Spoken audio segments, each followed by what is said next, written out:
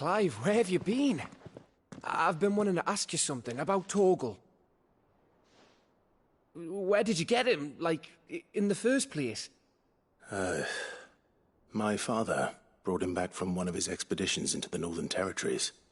They were crossing a snowfield when they heard his cries, and seeing no sign of his pack, they took him in. What do you reckon, Tomes? It certainly adds weight to the theory. Clive, I believe that Torgal may be no mere hound, but a rare frostwolf, an animal native to the far northern reaches of Valisthea. In one of our oldest bestiaries, I found reference to a frostwolf who served as guardian to an ancient queen of the north. Such was his mastery over ether, he could cast magics on command. His name was Fenrir. Fenrir the Frostwolf. Now, the annals do not state it explicitly, but I have reason to believe this queen was a dominant of Shiva, a girl from the Northern Territories and her faithful hound.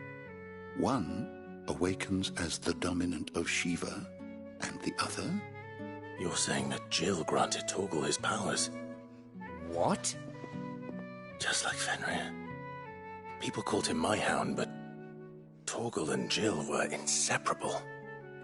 He grew up as a faithful companion to the dominant of Shiva, and years later, his powers awakened, just when his master needed him the most. You're right. If it weren't for Torgal blasting those bastards to Kingdom Come, Jill would have been for it. Quite. Though Torgal's power is his own, his latent birthright as a Frostwolf, it had only to be unlocked. Oh, get you, Torgal! You're an even finer hound than we thought. And regarding your original concern, you need not fear for Torgal's health. Why, the beast has the appetite of a behemoth. Just this very morn, I found him with his nose buried in my nuts. There you are! I've been looking everywhere for you. Bernard's here. I need you to introduce us so we can get to work. I shall be a moment.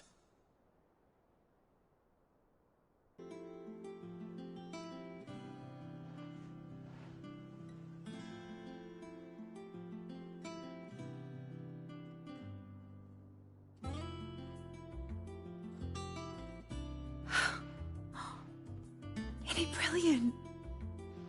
It is. Well, I couldn't have done it without you. You and everyone else. But I promise I'll pay you back.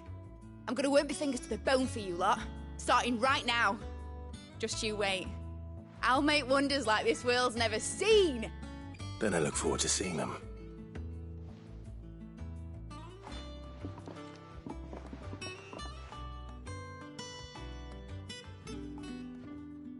How goes the hunt for Kupka? Largely in circles. We have myriad sightings of strange soldiers in unexpected places, but nothing definitive as yet. If only we knew for certain by what route he left Rosalith. Well, keep at it. If anyone can piece this puzzle together, it's you. And I'm willing to wait as long as it takes.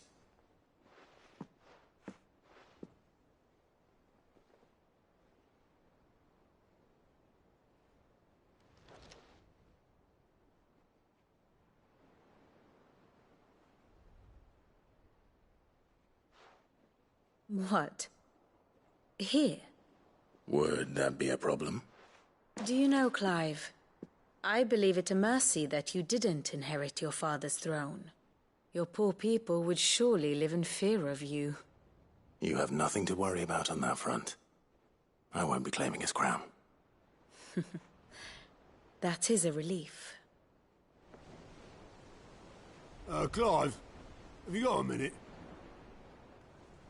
We, have a guest. A guest?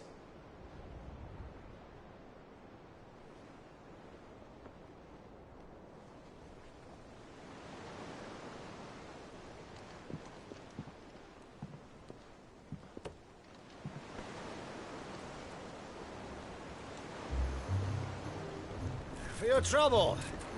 It was a pleasure, in hindsight. Uncle Byron? Clive, my boy! Tap a cask and stoke the ovens, for your favourite uncle is here!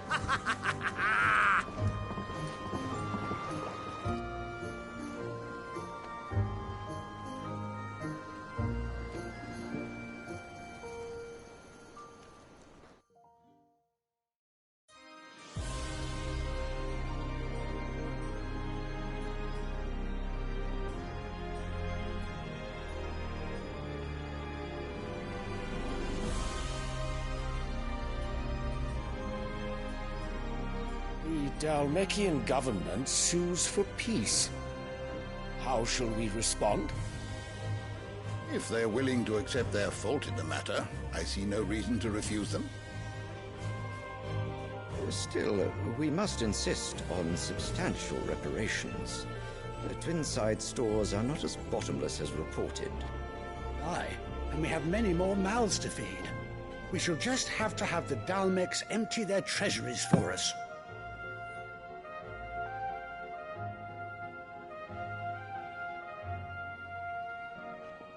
Of course, none of this would have been possible without your timely intervention, Prince Olivier.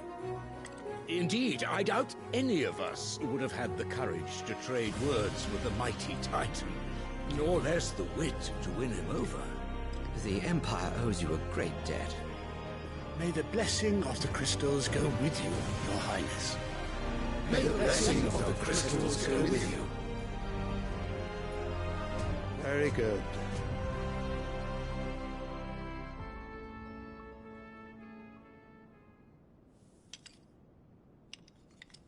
Now, let us come to the question of precisely when the Dhalmekians will withdraw their troops. Dion's fire could rid us of them in mere moments. The men of the Fist will not withdraw until a peace treaty is concluded. So let us keep the negotiations open, give them time to gather what gold and trinkets they can, and once they deliver that which we demand, what worth is a piece of parchment? Your Radiance, were Prince Dion to take the field, the enemy would surely send their own dominant to meet him. And while His Highness would of course prevail, there would be heavy losses on both. You need not fear Hugo Kupka. He is engaged on the Western Front. Even were the Dhalmekians to send for him, he would not arrive in time. As much as I would enjoy witnessing a clash between Bahamut and Titan, it is not to be. And what of your subjects, Your Radiance? If the fighting spread to the city proper, the people would bear the brunt of it. There will be losses, it is true. Yet for every citizen who falls, another can be bred. For every home that burns, another can be built. The Empire will live on.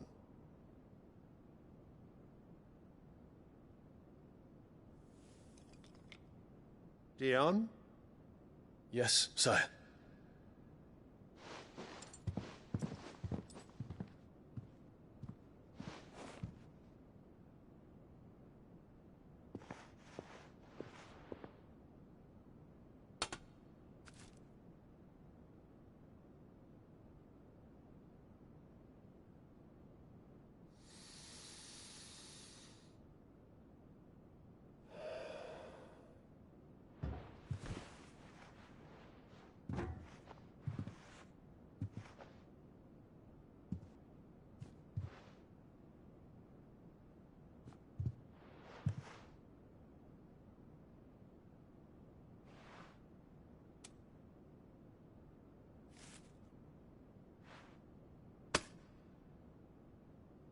Prepare for battle.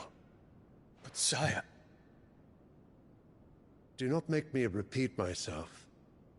Return to your camp and await my orders.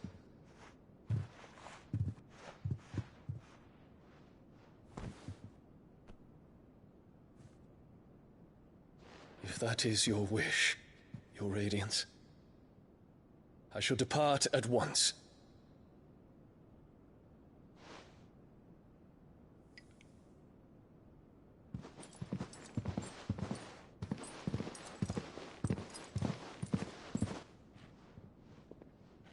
May Gregor forgive you.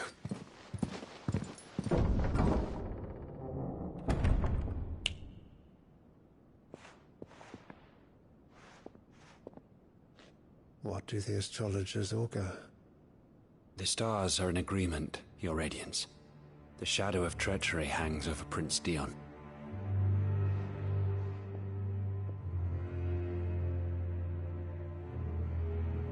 So Annabella's tales were true.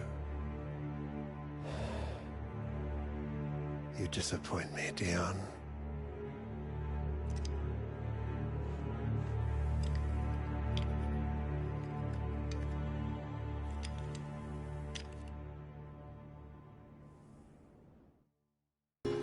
Ah, my dear nephew. How I've missed you.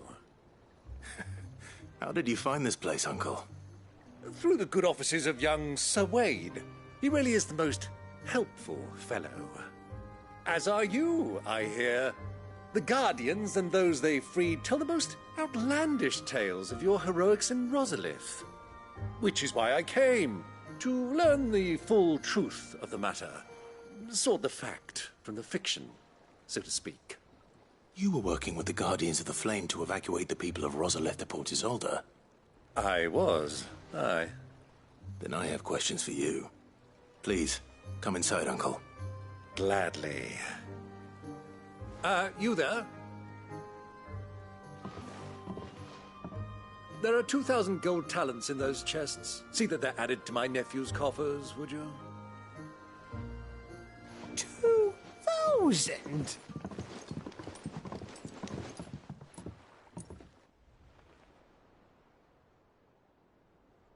And I'm afraid that is all I know.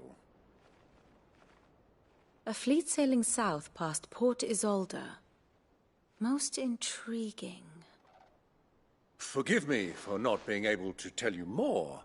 I hadn't the faintest idea Kupka withdrew wounded from Rosalith.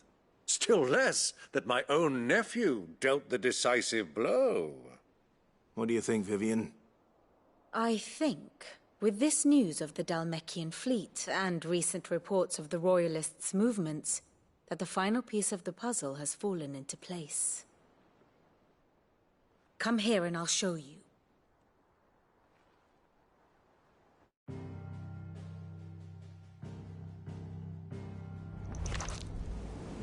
It is known that Kupka's forces entered Rosaria via its unguarded coast.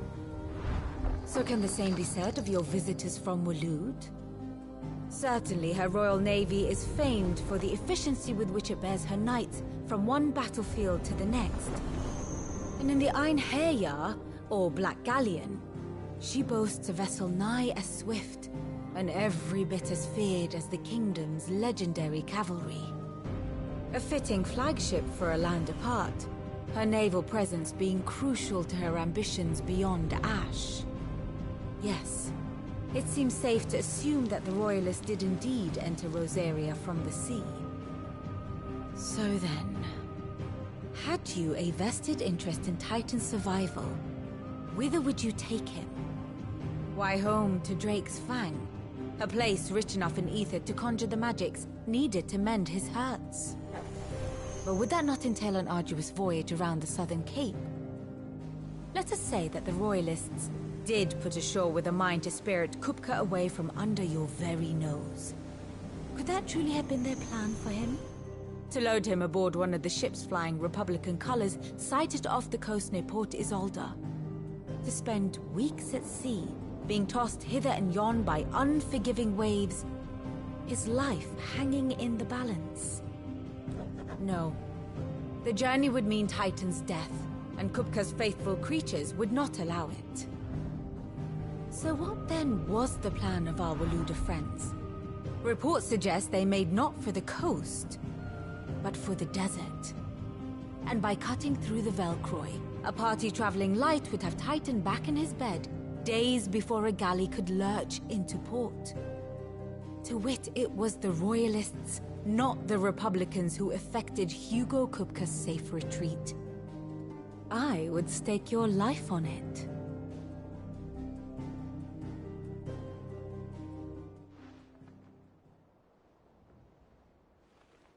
So it was the Waluders who spirited the wretch away.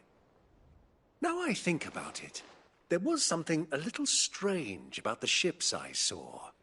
The men seemed almost crestfallen, as if in mourning, as if they believed, or were made to believe, that their master was dead. You have a keen mind, Lord Rosfield. And you have your answer. To find Kupka, you have merely to follow the Royalist trail across the Velcroy. It may well have gone cold by now, but as they say in the Republic, all roads lead to Drake's Fang. Allow me to accompany you part of the way. As luck would have it, I had intended to journey Canberward on business after visiting you here. The Fang would be but a short detour. I'd be glad of the company. Give me a moment to make ready. I need to tell my friends what we've learned, and where we're going. Very well, but be quick about it, my boy. Time waits for no man.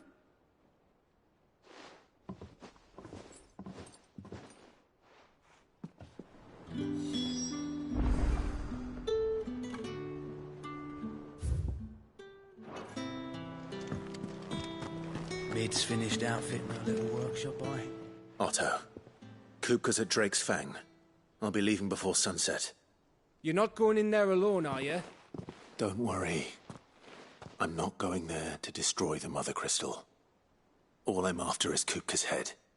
I won't risk any more than I have to. I promise. The Lancer and the Fang are all Kupka's personal fiefdom. You have any trouble on the way, you ask for Rosina Dalimil.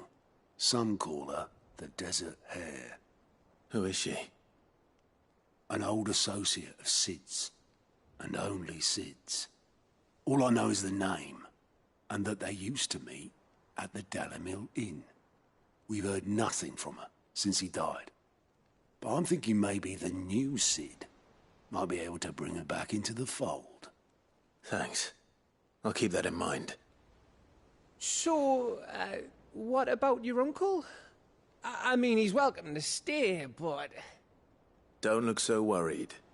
He'll be coming with me. Thank fuck for that. Gav, Otto, I'm leaving you two in charge. You can count on us. We shall. Come, let us away to adventure.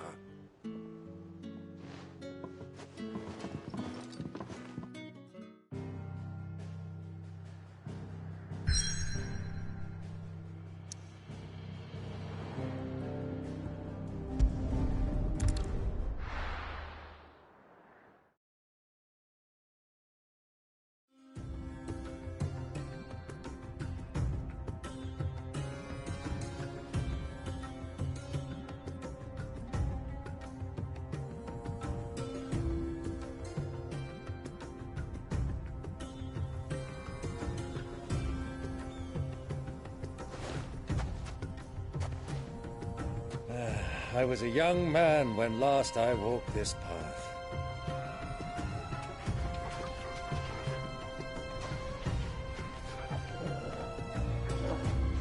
There's an old trading post not far from here. The road to Drake's Fang leads through it.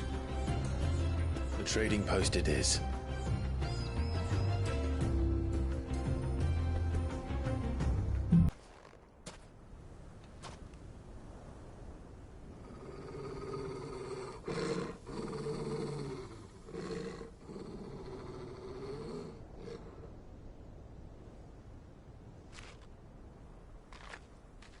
Look, there. Those are Ashen steeds. No doubt about it. And such a long ride from Stonehere. Our Waluda friends must be soothing their saddle sores in the inn. Shall we join them?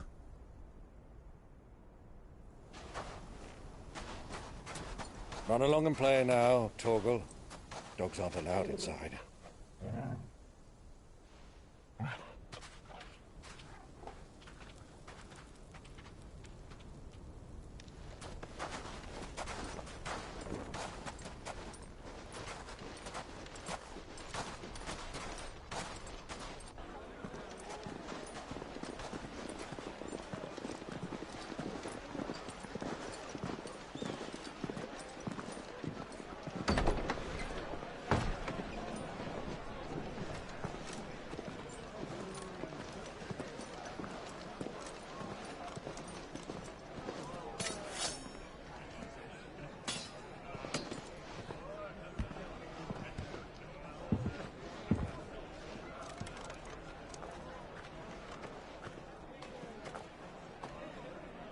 day to you. Eating? Sorry about my pal. He only talks when his mouth's full. What do you recommend? Well, if you're after something light, we do a fine chocobo soup with lentils and honey. 2 bowls of that, then. An ale. Right you are. Hey, girl! Coming! Your pal? Would you rather be my squire?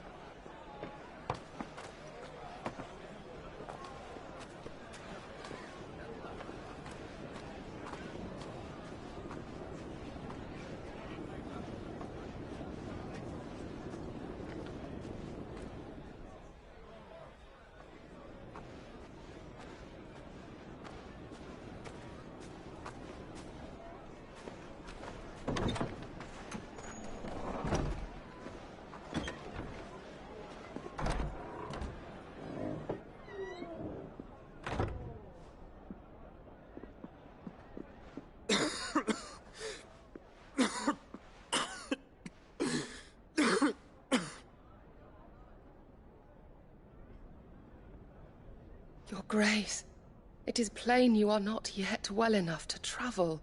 If you would only let me take you to someone who can better attend to your ills. No, we must press on. Prince Dion has returned to his camp and will soon depart for the front. I must speak with him at all costs. Miss this chance and I may never get another.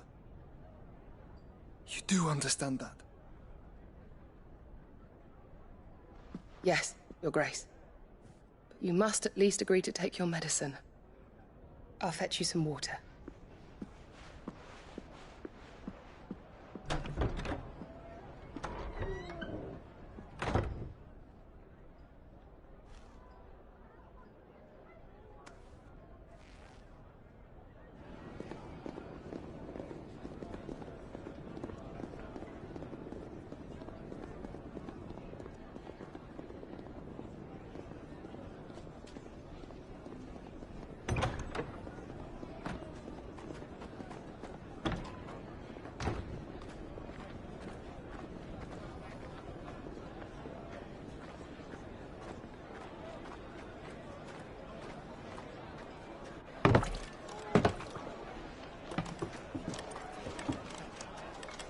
Keep watch, they tell us.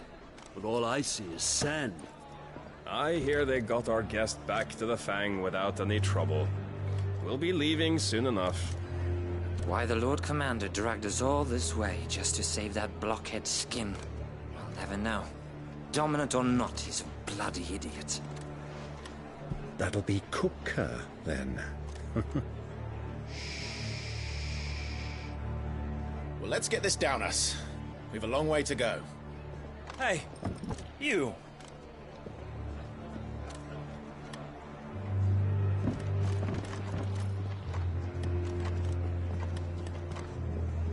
Uncle? Sorry.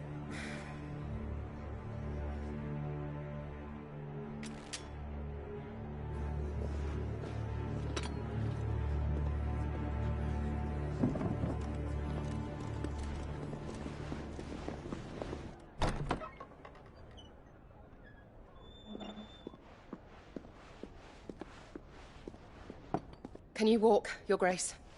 What's wrong? I fear trouble may be brewing downstairs.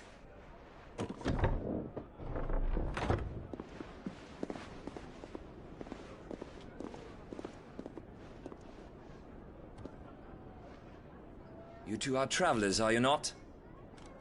Me and my companions are strangers here. Perhaps you'd be good enough to accompany us a while. Help us find our way. Sorry, lads, but we've got business in camera that can't wait. Ah, I'm sure you could spare us an hour or two. Come on. Friend.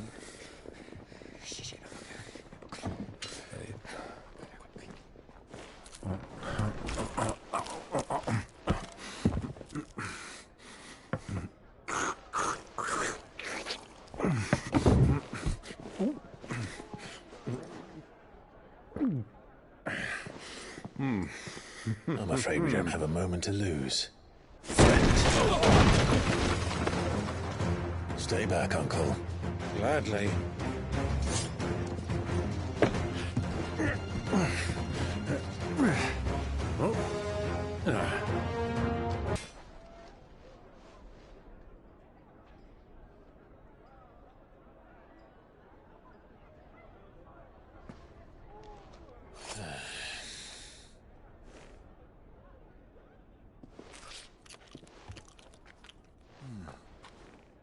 For your trouble.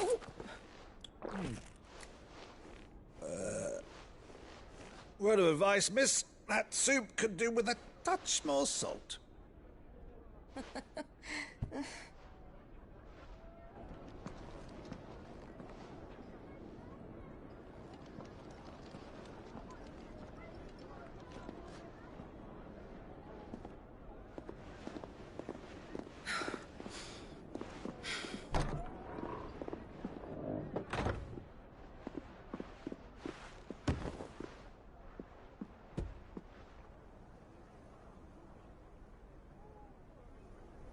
Now's our chance.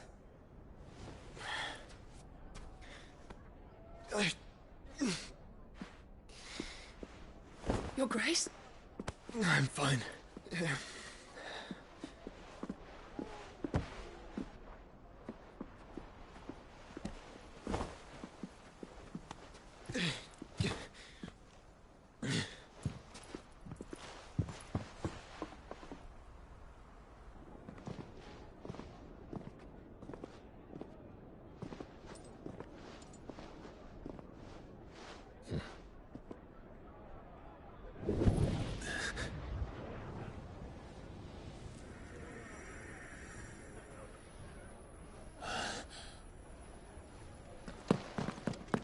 Clive?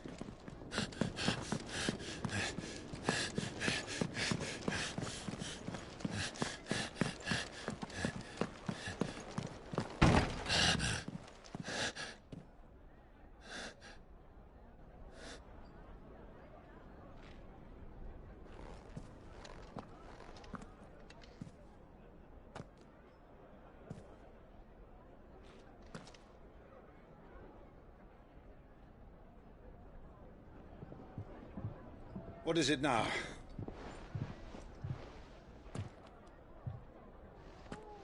It's nothing. Let's go.